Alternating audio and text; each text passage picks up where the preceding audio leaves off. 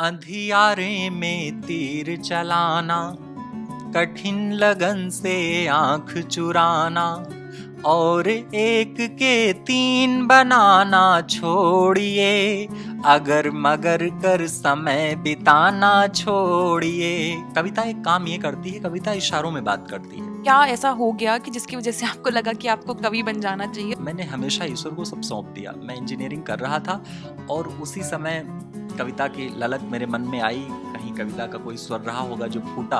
कांटा बोना टांग खींचना नीच कर्म ये सारे, अंधे की लाठी हो पाए तो फिर जन्म सफल हो।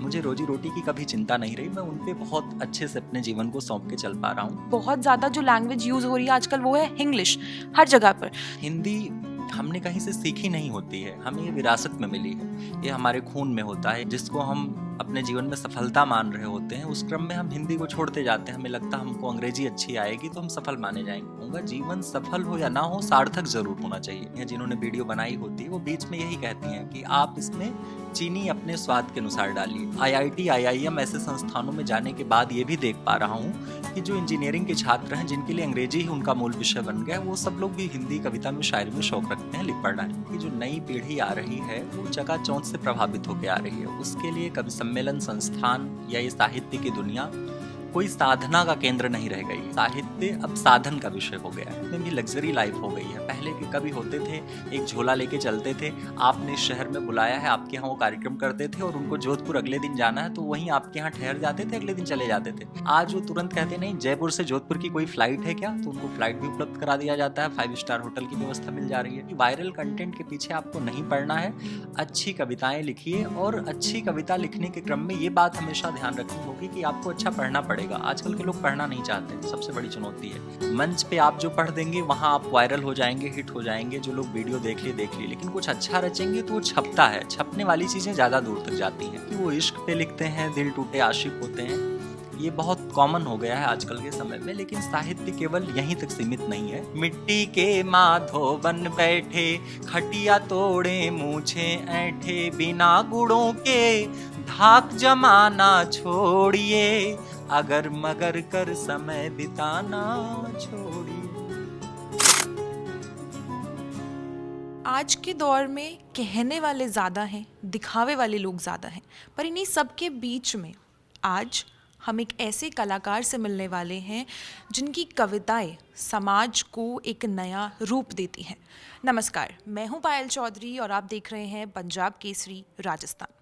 हमारे साथ मौजूद हैं राष्ट्रीय कवि और गीतकार रामायण धर द्विवेदी जी। सबसे पहले आपका बहुत बहुत स्वागत है पंजाब केसरी में। आप सभी का स्वागत है। जय सिया राम। जी, मौका भी बहुत ज़्यादा खास है क्योंकि 10 जनवरी आने वाला है, वैश्विक हिंदी दिवस। और हम जानते हैं कि हिंदी कितनी ज़्यादा महत्वपूर्ण है भारत के लिए, इंडिया के लिए। तो शुरुआत इसी से करना चाहेंगे। जैसे कि हम देख रहे हैं कि आजकल हिंदी बहुत ज़्यादा लुप्त होती जा रही है, लोग काम में ही नहीं लेना चाहते और शायद AI ने उस क्रिएटिविटी को ख़त्म कर दिया है। एक बहुत ज़्यादा जो लैंग्वेज यूज़ हो रही है आजकल वो है इंग्लिश, हर जगह पर। तो आप इस पर क्या कहना चाहोगे, आपकी क्या प्रतिक्रिया रहेंगी? मैं लोगों से एक ही बात कहता हूँ कि आप किसी भी क्षेत्र में होते हैं, सबसे महत्वपूर्ण बात होती है कि अपने मूल को जानना समझना। यदि आप अपने अस्तित्व के बारे में चिंतित हैं और ये चाहते हैं कि आपका अस्तित्व बना रहे, तो जो आपकी लोक की चीज़ें हैं, जो आपका मूल है, जो आपकी जड़ है, उससे हमेशा जुड़ा रहना चाहिए। हिंदी हमने कहीं से सीखी नहीं होती है, हमें ये विरासत में मिली है।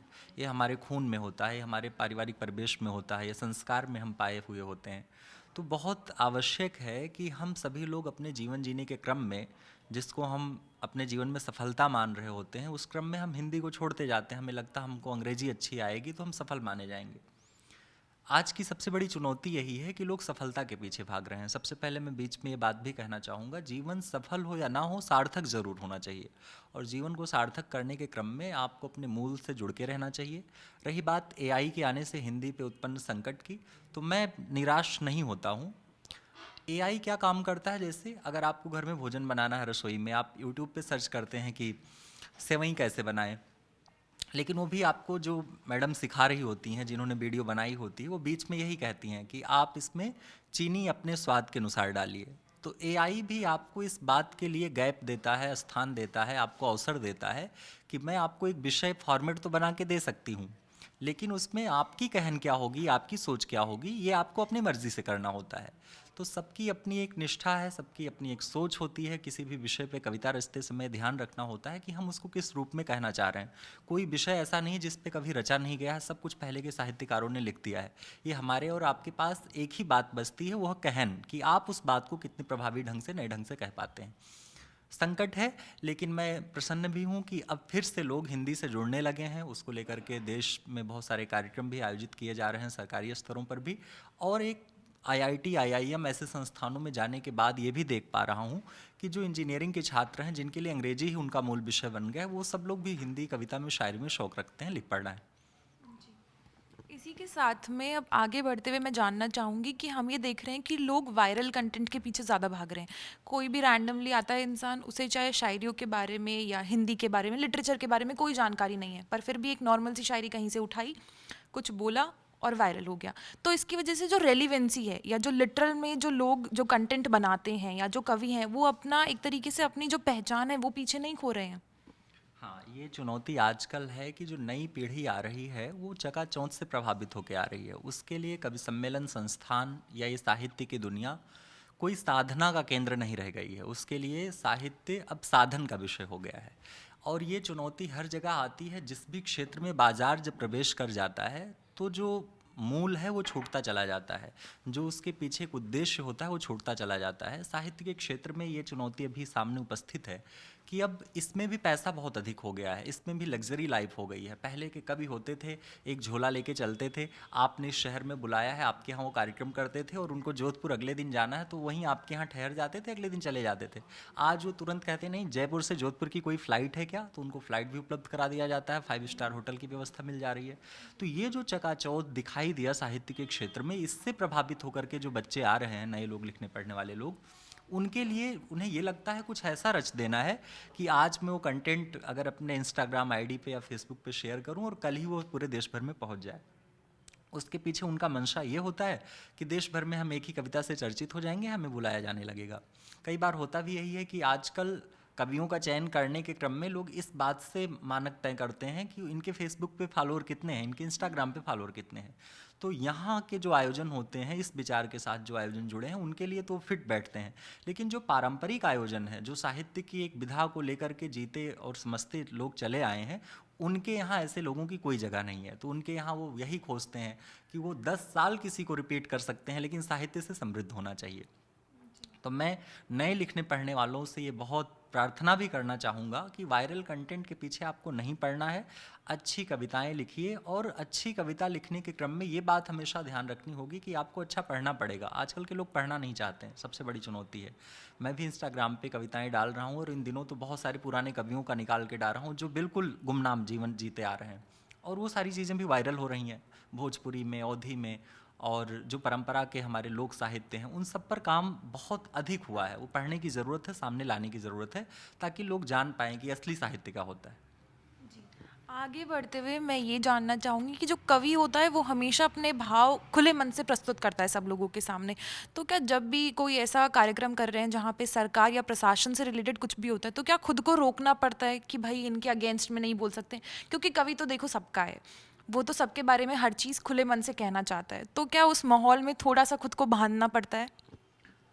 राजनीति में एक चुनौती जो अभी सामने उपस्थित है वो यही है कि स्वीकारोक्ति भाव लोगों के भीतर अब समाप्त होती जा रही है। पहले के लोग मंच पे जब कवि होते थे, सामने मुख्यमंत्री बैठे हों, प्रधानमंत्री बैठे हों, कोई वहाँ का सूबेदार बैठा हो, जिला अधिकारी बैठा हो किसी ज़िले के आयोजन में, और वो जो उनके मन में बात होती थी, अगर किसी विसंगति पे वो ध्यान आकृष्ट कराना चाहते थे तो उसको संकेत करके कह देते थे। कविता एक काम ये करती है, कविता इशारों में बात करती है। एक शब्द शक्ति हमारे यहाँ काव्य जगत में बहुत प्रचलित टर्म है। शब्द शक्ति 3 तरह की होती है, अविधा, व्यंजना, लक्षणा। हमारे यहाँ अविधा में कहने की बातचीत बहुत कम रही है। जब हम व्यंजना में या लक्षणा में कोई बात अपनी कहते हैं तो हम प्रतीक के माध्यम से वो बात कह देते हैं। हम किसी को चोर ना कह के बता सकते हैं कि वो उनकी तरह है, तो सिद्ध हो जाता है कि वो चोर हैं। तो तो इस तरह से कही जाती थी बातें। आजकल ये भी एक संकट आ गया कि लोग साफ साफ बोलना शुरू कर दिए हैं। तो एक जो बड़ा व्यक्तित्व है, चाहे वो किसी जिले का प्रतिनिधित्व कर रहा है या राज्य का कर रहा है, तो उसके लिए साफ साफ कुछ बोला जाता है तो उसको अच्छा तो नहीं लगेगा, कोई भी हो।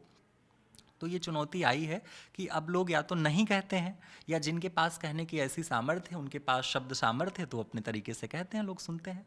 और ये कविता का काम होना चाहिए, साहित्य का काम होना चाहिए कि जो कुछ विसंगति है समाज की, देश की, वातावरण की, उस पर वो ध्यान आकृष्ट कराएं, क्योंकि जब विसंगतियों पर ध्यान जाएगा तभी हम उसका समाधान दे सकते हैं।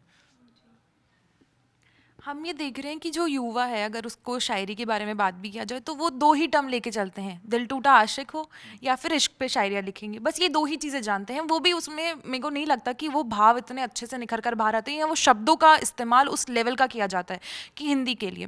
तो उस पर आप कैसे, मतलब युवाओं को शेप करने के लिए आप क्या कुछ नया कर रहे हो? मैं सबसे एक ही विनती करता हूँ कि यदि आप साहित्य के क्षेत्र में किसी ऊंचाई तक कोई स्वप्न लेकर के आए हैं कि आपको किसी ऊंचाई पे जाना है, तो बहुत ज़रूरी है कि आप सबसे पहला काम केवल कंटेंट पे करिए, कविता पे काम करिए। लोग प्रस्तुति पे काम ज़्यादा कर रहे हैं। प्रस्तुति बहुत आवश्यक है यदि आप मंच पे हैं, लेकिन आपकी कविताएं दूर तक वही पहुंचती हैं जो साहित्यिक हों। मंच पे आप जो पढ़ देंगे वहाँ आप वायरल हो जाएंगे, हिट हो जाएंगे, जो लोग वीडियो देख लिए, लेकिन कुछ अच्छा रचेंगे तो वो छपता है। छपने वाली चीज़ें ज़्यादा दूर तक जाती हैं। और पहले के जो कवि थे, जो मंचों पर नहीं थे, हम उनको पाठ्यक्रम में आज तक पढ़ रहे हैं। उनके लिए किसी कवि सम्मेलन में और वायरल होने के लिए उनके पास उस समय इंस्टाग्राम आईडी नहीं थी, लेकिन आज तक वो पढ़ाए जा रहे हैं।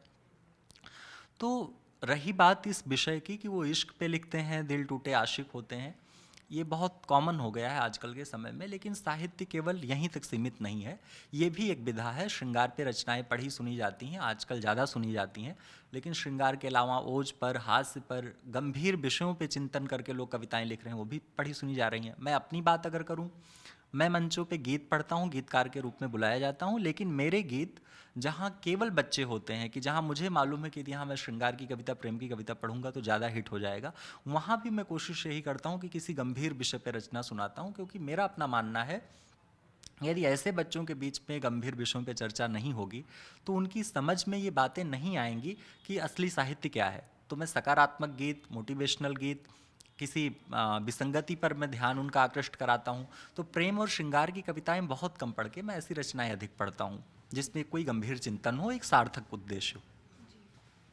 आगे बढ़ते हुए ये जानना चाहेंगे, जैसे आपका करियर स्टार्ट हुआ था बीइंग एन आईआईटीएन, ये वाला फील्ड दोनों बहुत एक दूसरे से बहुत अलग है। तो फिर ऐसे, मतलब क्या ऐसा हो गया कि जिसकी वजह से आपको लगा कि आपको कवि बन जाना चाहिए? और इसके अलावा कुछ आपकी बहुत, मतलब आपके दिल के करीब जो कविताएं हैं, वो भी एक दो पंक्ति अगर आप सुनाना चाहें। मुझे क्या लगता है कि दो तरह का जीवन लोग जीते हैं। एक जीवन होता है कि आदमी अपने हिसाब से योजना बनाता है कि 2 साल में हम ऐसा कर लेंगे, हमारे पास ये गाड़ी होगी, इस कार से चलेंगे, यहाँ हमारा फ्लैट होगा, और उसमें वो मेहनत करता जाता है, परिश्रम करता जाता है, ईश्वर उसकी मदद करते हैं, तो उसे लगता है कि वो अपने अनुसार जीवन जी रहा है। दूसरा जीवन ऐसा होता है कि आप सब कुछ उन पर छोड़ देते हैं, जहाँ ले चलोगे वहीं मैं चलूँगा।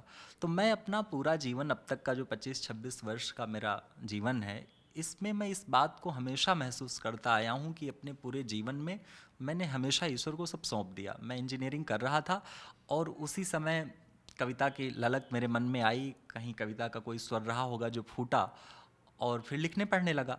एक समय आया कि मंचों पे बुलाया जाने लगा। तो जैसे जैसे इधर मेरी व्यस्तता बढ़ती गई, उधर मैंने इंजीनियरिंग वाला क्रम छोड़ता मैं चला गया। मुझे लगा कि शायद ईश्वर यही चाहते हैं। मैं एक बार भी ठहर के इस बात को नहीं सोच रहा था कि अगर मैं उस फील्ड में चला जाऊंगा, अगर वहाँ कैरियर नहीं सेट होगा तो मेरी रोजी रोटी का जरिया क्या हो सकता है। मुझे रोजी रोटी की कभी चिंता नहीं रही, मैं उन पे बहुत अच्छे से अपने जीवन को सौंप के चल पा रहा हूँ। तो उनको सौंपता चला गया और सबके आशीर्वाद से, ईश्वर की कृपा से एक अच्छी पहचान बन गई गीतकार के रूप में, और एक सार्थक कवि के रूप में, एक सुकवि के रूप में बुलाया जाता है। मैं भीड़ वाली जगहों पे कम जाता भी हूँ, जहाँ अच्छे सुनने वाले लोग हों, जहाँ अच्छी बातें सुनी समझी जाती, मैं वहीं कविता पढ़ता हूँ। आपने दूसरा प्रश्न किया कि जो आपके हृदय के करीब कविता हो।